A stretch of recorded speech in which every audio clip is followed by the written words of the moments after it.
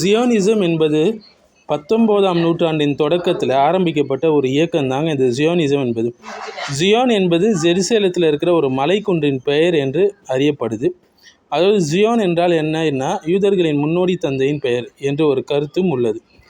Zionism ஒரு அரசியல் இயக்கமாக 1890களில் பரிணாமித்தாலும் அதன் உண்மையான தொடக்கம் பார்த்திங்கன்னா கிமு 6ஆம் நூற்றாண்டுக்கு உரியது.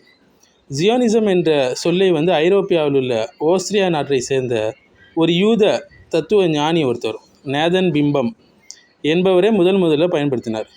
பல நூற்றாண்டுகளாக உலகமெங்கும் அலைந்து திரிந்து கொண்டிருந்த யூதர்கள் பாலஸ்தீனத்துக்கு போய் குடியேறும் நாளை நம்பிக்கையுடன் எதிர்பார்த்து கொண்டிருந்தாங்க.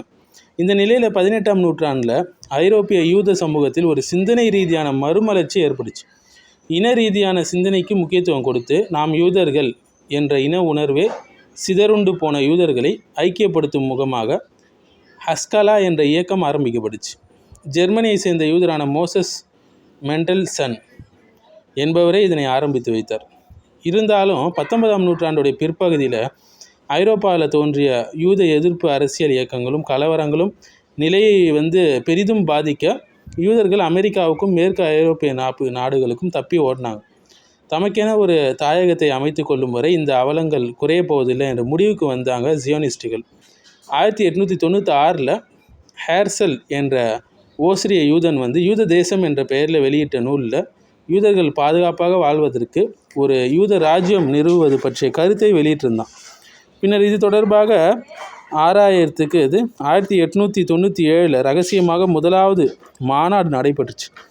அதன் பின்னர் இடையிடையே மாநாடுகள் நடைபெற்றாலும் 1906 நடந்த 5வது ஜியோனிச மாநாட்டில் உத்தியோகபூர்வமாக தமக்கான தேசம் பாலஸ்தீனத்தில் உருவாக்கப்பட வேண்டும் என்பது யூதர்கள் ஆராய்ந்தாங்க. 1900களில் தொடக்கத்திலிருந்தே இந்த கருத்து ஜியோனிச தலைவர்களிடையே பரவலாக நிலவி வந்தது. ஏற்கனவே சிபார்சு செய்யப்படாமல் பல பிராந்தியங்களை விட உலகின் மையம் பாலஸ்தீனம் மிக பொருத்தமான இடமாக ஜியோனிச தலைவர்களுக்கு தென்பட்டது. யூதர்களுக்கு ஐரோப்பா ஒருபோதுமே பாதுகாப்பான இடமாக அமைந்திருக்கவில்லை. நாசிச வெறிகள், கெடுபிடிகள், அரசியல் கொடுமைகள் என்றது ஒரு இழிவான சமூகமாக நடத்தப்பட்டு வந்தாங்க. ஆகையால் ஐரோப்பிய பிராந்தியம் சாத்தியமற்ற ஒன்றாக தென்படவே ஆசியா அல்லது ஆப்பிரிக்கா என்று தேடி தெரிந்தவங்களுக்கு இறுதியில் பாலஸ்தீனம் மிக சிறந்த இடமாக தென்பட்டுச்சு. இதே வேளையில் பிரித்தானியாவுக்கும் பிரான்ஸுக்கும் இடையே நிலவி வந்த காலனி ஆதிக்க போர் ஜியோனிச கனவை நனவாக்கி வித்ததுடன் தமது ஆதிக்க நலன்களை பேணுவதற்கும் யூதர்களை ஒரு கருவியாக பயன்படுத்தலாம் என இவ்விரு நாடுகளும் திட்டமிட்டுச்சு. பாலஸ்தீன அரேபியா நிலப்பரப்பின் மையப்பகுதியில் அமைந்திருப்பதும் மற்றும் ஆசியாவினது ஆப்பிரிக்காவினது நுழைவாயிலாக இருந்தமையும் பிரிட்டனை வெகுவாக கவர்ந்தது. வளங்களை விழுங்கிவிட துடிக்கும் ஐரோப்பிய சக்திகளும் எண்ணங்களை புரிந்து கொண்ட யூதர்கள் ஏகாதிபத்திய பிரிட்டன் தமக்கு பூர்ண ஆதரவு அளிக்கும் என்ற நம்பிக்கையுடன் பாலஸ்தீனத்தை என்ன செய்கிறாங்க, படிப்படியாக கைப்பற்றக்கூடிய தந்திரத்தில் இறங்க தொடங்கினாங்க.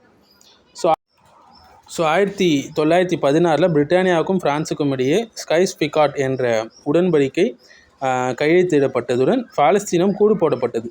இதே ஆண்டில் தான் பால்ஃபோர் டிக்ளரேஷன் அறிக்கையும் வெளியிடப்பட்டதுடன் பிரித்தானியாவின் ஆதிக்கத்தின் கீழ் இருந்த பாலஸ்தீனம் யூத குடியேற்றங்கள் ஊக்குவிக்கப்பட்ட அதே வேளை சொந்த மண்ணின் மைந்தர்களாக இருந்த பாலஸ்தீனர்கள் படிப்படியாக விரட்டி அடிக்கப்பட்டாங்க. 1948 மே 14 பென்கூரியரின் தலைமையில் இஸ்ரேல் என்ற ஒரு நாடு பிரகடனப்படுத்தப்பட்டது. ஆயினும் ஒரு சில மாதங்களில் அண்டைய அரபு நாடுகள் இஸ்ரேல் மீது முதல் போர் பிரகடனம் செய்து வெற்றி பெற்றாலும் இஸ்ரேலை பாதுகாக்கும் நோக்கில் தலையிட்ட அமெரிக்காவின் வற்புறுத்தலுக்கு அடிபணிந்து போர் நிறுத்தத்துக்கு உடன்பட்டாங்க. அரபு நாடுகள் ஏமாற்றப்பட்டு இஸ்ரேல் பாதுகாக்கப்பட்டது.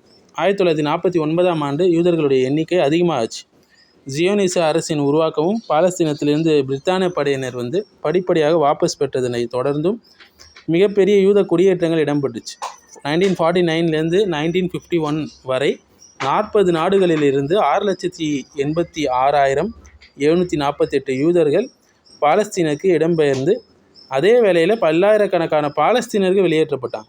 1967 ஜூன் 5 இரண்டாவது அரபு இஸ்ரேல் யுத்தம் தொடங்கி 6 நாட்களுக்குள் இஸ்ரேல் 80% பிரதேசங்களை கைப்பற்றியதுடன் எகிப்துக்கு சொந்தமான சீனாய் பாலைவனம் முதல் சிரியாவுக்கு சொந்தமான கோலன் ஹைட்ஸ் வரை என்ன செஞ்சாங்க, தனது ஆக்கிரமிப்பை விஸ்தீகரித்து மேற்கு கரை காசா முழுவதையும் தனது கட்டுப்பாட்டுகள் கொண்டு வந்தது.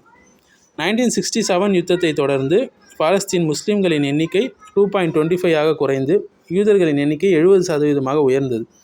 அத்துடன் இந்த யுத்தத்தால் மொத்தமாக 4,30,000 பாலஸ்தீனர்கள் தங்களுடைய வீடு வாசல்களை விட்டு அகதிகளாக வெளியேற்றப்பட்டாங்க. 1967 யுத்தம் தந்த வடுக்குகளும் வலிகளும் இன்று வரை ஆறாத துயரமாக மீட்கப்படுகின்றது. அரபு சோசியலிச மதசார்பற்ற தலைவர்கள் எகிப்து, ஜார்தான், சிரியா, இஸ்ரேலுடன் போர் செய்ய கிளம்பினாலும் அவங்களிடம் பலமான ஆயுதங்கள் மட்டுமல்ல, தெளிவான சிந்தனை கூட இல்லை. எனவே அரபு தேசியவாதம் களத்தில் தோல்வி அடைந்தது. ஸோ அரபு தலைவர்களின் அசட்டைத்தனத்தால் கிழக்கு ஜெருசலேம், காசா பள்ளத்தாக்கு, மேற்கு கரை, சிரியாவுடைய கோலன் ஹைட்ஸ் அனைத்தையும் இஸ்ரேல் ஆக்கிரமித்து கொண்டது. பாலஸ்தீனர்களின் நிலங்களில் கணிசமான அளவு திட்டமிடப்பட்ட யூத குடியேற்றம் அரங்கேற்றப்பட்டு அப்பாவி பாலஸ்தீனர்கள் அகதிகளாக்கப்பட்டு நாலா பக்கங்களும் விரட்டடிக்கப்பட்டாங்க. 1917களுக்கு பின்னர் பெரும்பாலான அரபு நாடுகள் இஸ்ரேலை அங்கீகரித்து ராஜதந்திர உறவுகளை வைத்து கொண்டாங்க. 1967 முதல் அமெரிக்காவிடமிருந்து பொருளாதார இராணுவ நன்கொடைகளை நேரடியாக பெற்று வரும் முதன்மை நாடாக இஸ்ரேல் விளங்குச்சு. இஸ்ரேலின் நலன்களும் முதன்மைப்படுத்தப்பட்டு வந்தது. சர்வதேச அரங்குகளில் நிகழும் பல்வேறு விஷயங்களுக்கு அமெரிக்காவே மறைமுக சக்தியாக திகழ்கிறது. 2003 வரை $1,400 கோடி பெறுமதியான நன்கொடைகளை இஸ்ரேல் நேரடியாக பெற்று கொண்டுள்ளது. $30 கோடி பெறுமதியான மறைமுக உதவிகளையும் பெற்றுள்ளது. இது மொத்த அமெரிக்கா வெளிநாட்டு உதவிகளில் 1/5. அன்று தொடங்கிய போர்கள் இன்று வரை நீடிக்கின்றன. அன்று தொடங்கிய இன சுத்திகரிப்பு, ஆக்கிரமிப்பு தங்கு தடையின்றி ஏகாதிபத்தியத்தின் ஆசீர்வாதத்தோடு இடம் பிடித்து கொண்டிருக்கிறது இன்றைய வரும். சில அரபு நாடுகள் கூட இஸ்ரேலுக்கு உதவியாக இருக்கின்றார்கள்.